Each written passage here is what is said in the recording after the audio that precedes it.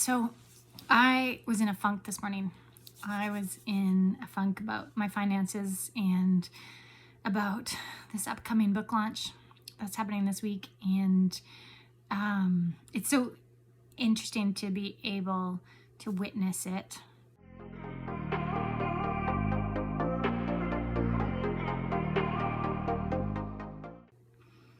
And witness the fact that I know I have the tools and the knowledge to get out of a funk. But sometimes when you're in a funk, it's just the stress is too much to be able to access the tools. And having our conversation in Illuminated Leaders this morning, it was beautiful because it was so illuminating. It really was illuminating. And in so many ways too, right? So I had a conversation after that with my husband, which I'm so grateful to be able to just maintain that energy and like explore what follows through after our Illuminated Leaders conversations. Because talking to Alex, he understands on a level that helps me process what it is that I'm going through.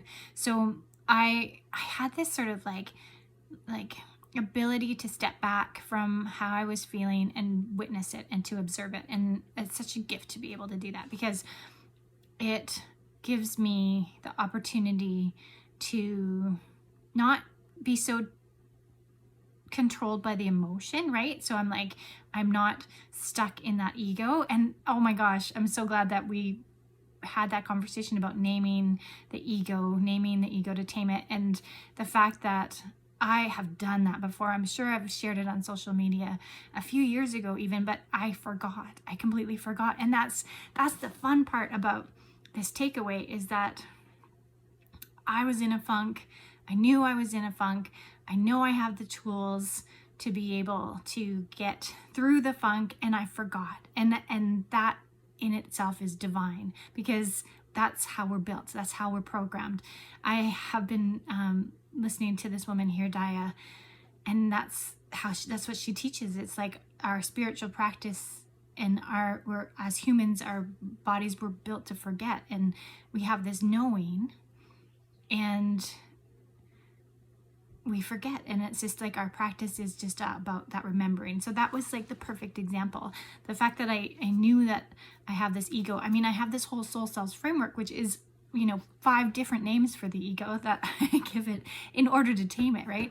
And so there's this like remembering that was happening simultaneously in the forgetting, and it's this cycle. I saw it finally as this cycle, this loop. And a long time ago, I had the opportunity to sit with this couple, and they were trying to teach me and my sister about these 4 quadrants of sort of our understanding. And the first one is that you don't know what you don't know, and then you have you know what you don't know, and then you have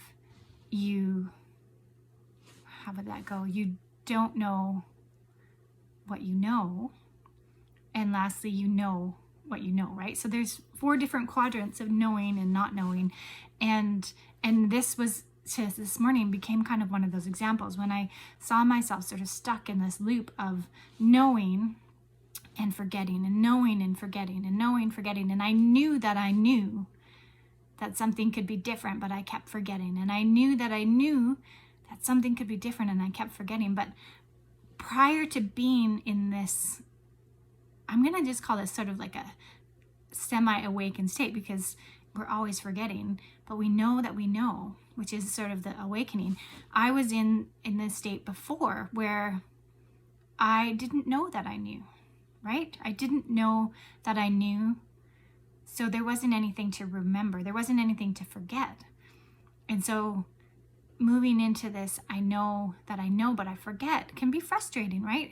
It's frustrating to constantly forget and be reminded, but it's also very beautiful to be able to, be awakened to it again. And so it was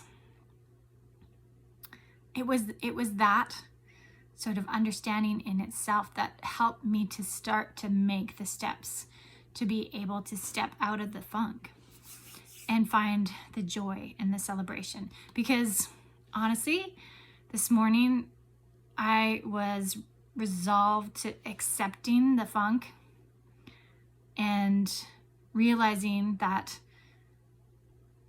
in that fearful place that I was residing in, I knew that I was stepping into a place of vulnerability. And I know that on the other side of vulnerability, there's this expansion.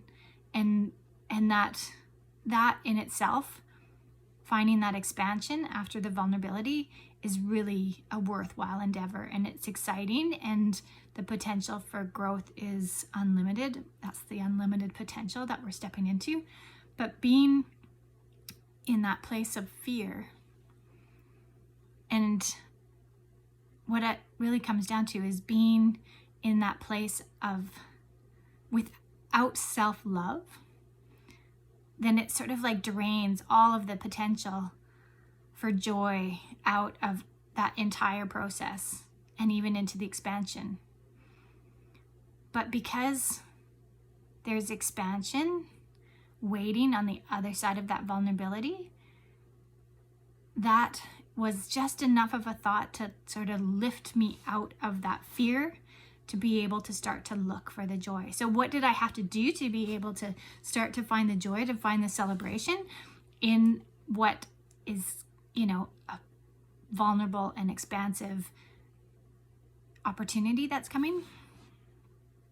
I had to first acknowledge that opportunity is expansion. And then I had to go for a walk in nature. I had to start to do the things to get back in alignment with myself, to find that self-love. I didn't know that I was really doing that at the time until after, but I'll get to that. So now I went for a walk in nature. And then when I got back, I took a few aligned actions to move forward on my to-do list and extend some more invitations to people to the book launch on Thursday. And then when that was sort of cleared up, I had a shower. And having a shower is always such a great place to sort of realign my energy. Deep self-care, right? Like it just shifts you from any sort of sympathetic nervous system into the parasympathetic nervous system. You're relaxed, you're just functioning on a different level. So I had a shower. Then I came out of the shower and I did a meditation. And it was a meditation that was really firmly rooted in self-love. And it was firmly guiding me into that place of pure alignment with my source energy and finding that alignment within myself, going deeply within to summon all of the energy, summon all the sensations that comes along with that self-love. And then I remembered again that the opportunity that vulnerability gives us is a huge tool in our own expansion, and it taps us into our unlimited potential. And that is a really, really exciting possibility for me. And I remembered that I don't have to be fearful of that, because I want to step into that at every opportunity that I can because of the expansion that it offers me. And I absolutely adore the growth that comes with those opportunities.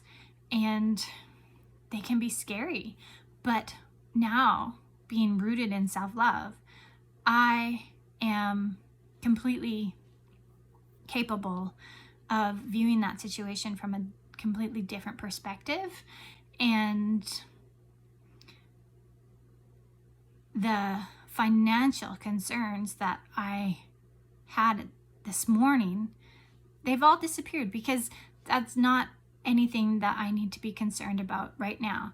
I'm now rooted in my self-love. I've gone and done my self-care. I've done all the things that I needed to do to be able to get back into alignment with who I am fundamentally and authentically, and understand that the fear that I was feeling this morning was simply because I was lacking self-love. And it's just as simple as that. The fear that I was feeling this morning was just me being too far away from my alignment with my inner being.